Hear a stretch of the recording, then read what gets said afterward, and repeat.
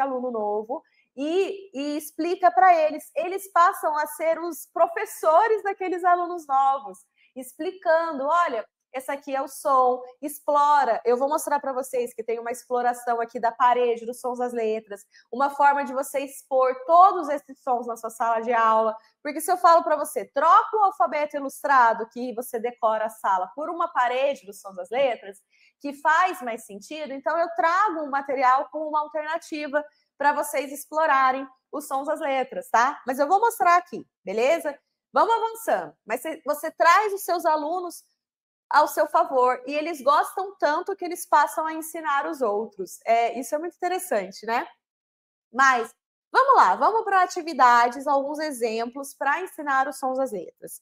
Então, eu mostrei para vocês a letra B, né? Fiz todos os sons, mas agora eu quero falar especificamente de uma letrinha, né? Eu vou ensinar o E, por exemplo. Então, eu vou explorar esses cartões. Eu promovo, né, a exploração do som da letra, ensinando através das dramatizações dos sons. O que eu falo? Igual no B, eu falei, olha, é o som do bebê fazendo o balbucinho, né? O b, b, b, fazendo a movimentação. Aqui, eu também posso mostrar a figura da boca, a foto da boca, né? Do movimento da boca, as bocas de letrinhas. Eu posso fazer assim, ó, apresentar as formas gráficas. Isso tudo aqui é a letra E. Inclusive, você vai ter que encontrar aí na atividade ao lado onde essas formas gráficas estão. Mas mais do que isso, você vai ter que identificar que essa letra, sempre que ela aparecer para você, ela representa um desses sons. Quais são eles? Tem o som do menininho levantando a espada e fazendo Então, eu tenho o som da letra E aberto, ó. Como em égua. Eu tenho esse som. Eu tenho o sonzinho do papai vibrando quando o time dele faz um gol. Ele faz E. Eu já tenho o E fechado. Olha a boquinha aí, um pouquinho mais fechada. Eu tenho o papai vibrando, então, na palavra espada, estojo, elefante, eu tenho um E mais fechado. É diferente a minha boca do ou do E, igual eu estou tendo aí nas fotinhos. Eu exploro isso, eu mostro isso para a criança, e isso é muito legal, porque às vezes a criança não lembra o som, né? Então você está lá tentando fazer que a criança lembre o som, aí você mostra a figura, aí você vem e fala, olha aqui a figura da boquinha, vamos tentar imitar? Aí ela imita, ela já lembra o som, ela tem esse recurso. Às vezes ela vê a sua boca, você faz assim, ó, e ela já sabe, é o E mais fechadinho, sem fazer o som às vezes, sabe? Só pela movimentação.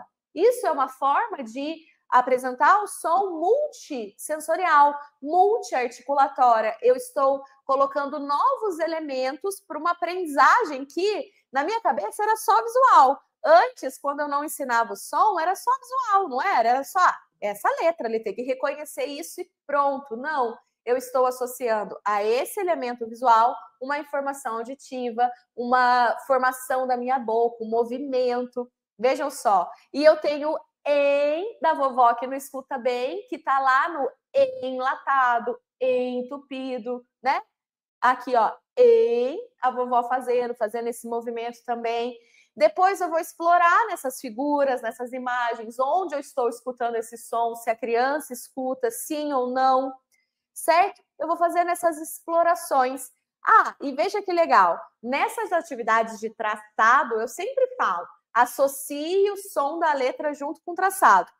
Eu falei, acho que na aula 2, né, sobre a importância disso, fazer o traçado enquanto emite o som. Por quê? A memória motora ajuda a guardar o som, uma coisa ajuda a outra. Então, eu tenho um elemento motor, visual e auditivo para a criança guardar a informação de tudo que ela precisa sobre a letra. Isso é o conhecimento completo pela letra. E isso é o que a gente tem que oferecer na preparação para a leitura, certo? Lembra que eu falei da parede dos sons das letras? É isso aí. Eu vou pegar todas as letras agora, todos os cartões de dramatização, todas as bocas que representam as fotinhos das bocas e vou expor na minha sala de aula. Eu vou trazer tudo isso para a criança. Mari, mas aonde eu tenho isso? Lá dentro do pré-alfa, eu vou mostrar para vocês de novo. Eu tenho esses elementos. Eu tenho todas essas figuras, os sons, essas dramatizações, tenho tudo isso para ensinar as letras, os sons do jeito certo. Então, eu troco o A, né? O A lá de abelha, o E de elefante, O de ovo. Não. Agora eu vou ensinar que o O e o ON pode estar presente em qualquer parte da palavra. Eu não vou ficar dependendo O de ovo para ler qualquer coisa. Entenderam? Eu vou saber os 3 sons. Eu vou conseguir identificar no meio ali, às vezes está no apontador, o O está no meio da palavra, não precisa estar no início só, certo? E eu ainda tenho ON, né, que não é o O de ovo.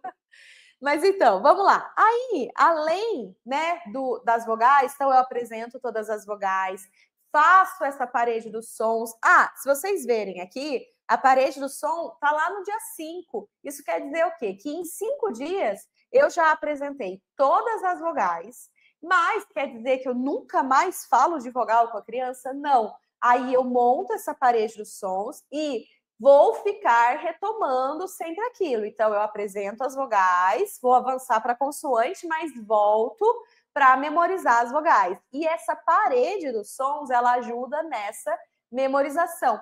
Quando eu faço isso assim, né, eu ensino, volto, consolido, avanço, eu vou ajudando a criança a o quê? A aprender. Agora ela vai aprendendo. Então, por isso que a sistematização, mais uma vez, é importante. Então, lá no dia 11, quando eu for apresentar as letras M e N, né, os sons que elas podem representar, eu vou, junto também, retomar tudo aquilo que eu ensinei até o dia 11. Então, todas as outras letras que eu ensinei, as vogais, as consoantes que eu ensinei antes, eu retomo e avanço, retomo e avanço. Por isso que eu tenho que ter uma organização.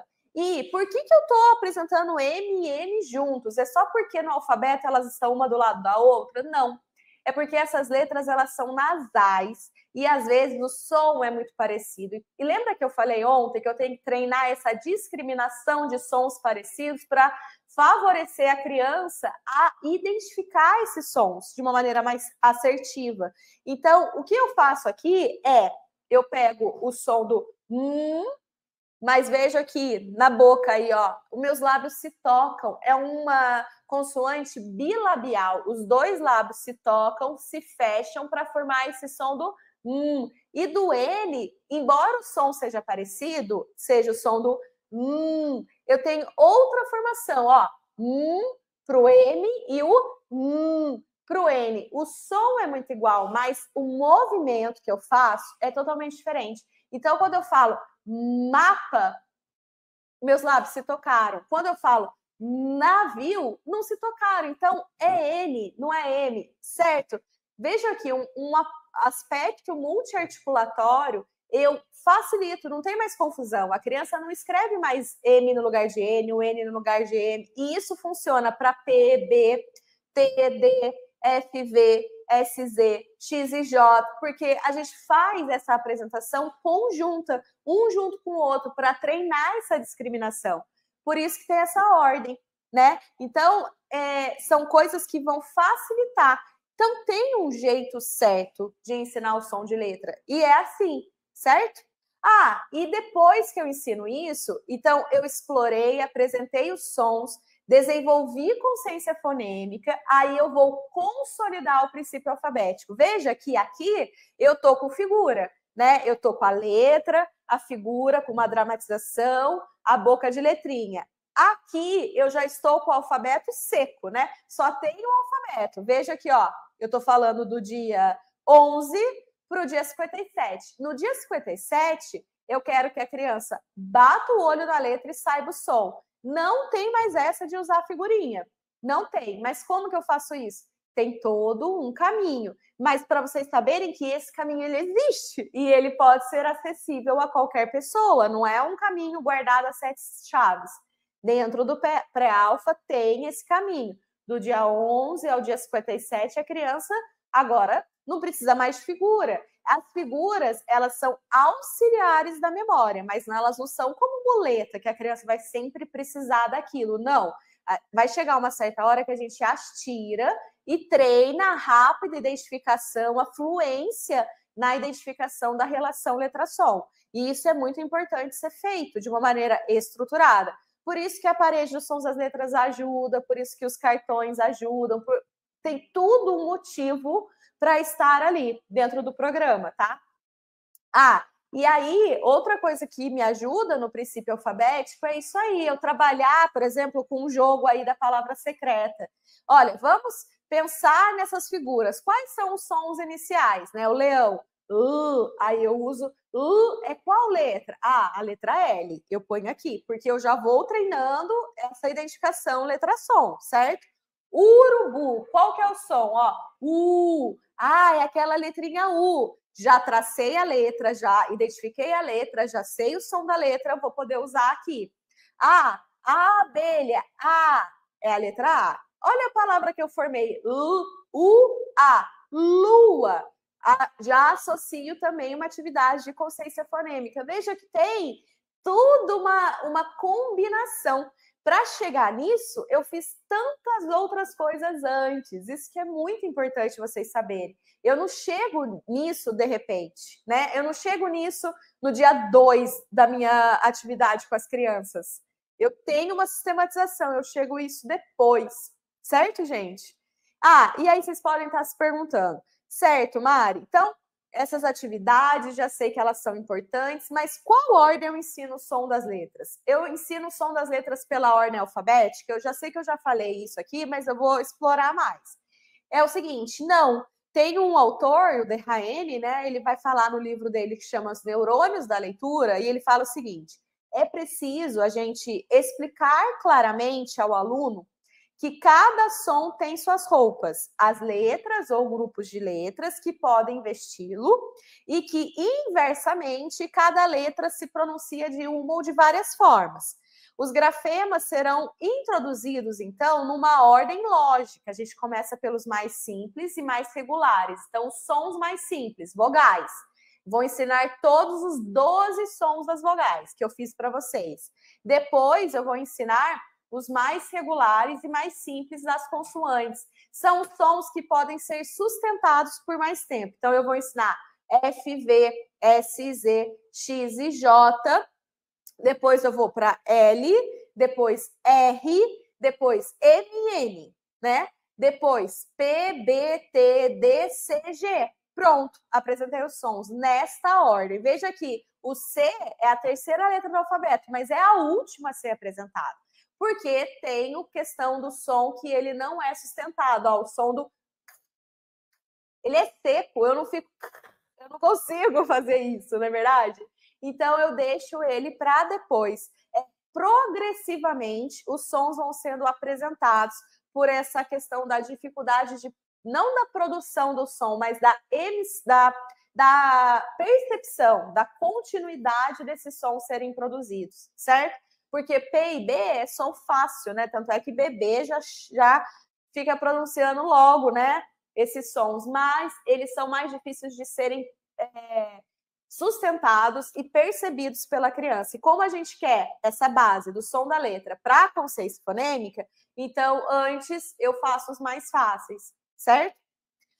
E quando eu começo isso? A partir de quando a criança tem contato com a letra. Então eu vou ensinar música com letra, vou ensinar ordem alfabética, nome de letra, já começa o som de letra. Deveria ser obrigatório a partir dos 4 anos, porque, gente, veja só, nos 4 anos a gente não ensina a traçar letra, nome de letra, não acha uma fofura? Por que não ensina o som?